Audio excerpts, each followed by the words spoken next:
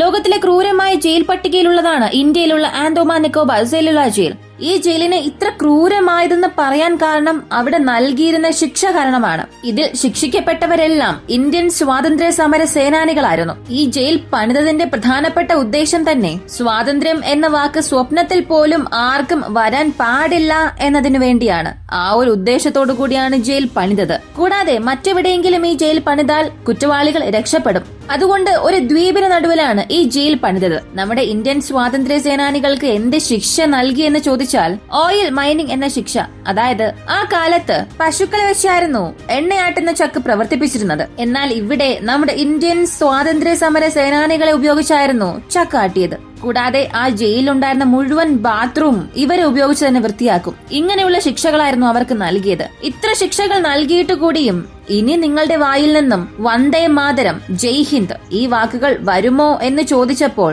അവരുടെ വായിൽ നിന്ന് വന്ന വാക്ക് തന്നെ അത് മാത്രമായിരുന്നു, വന്ദേ മാതരം.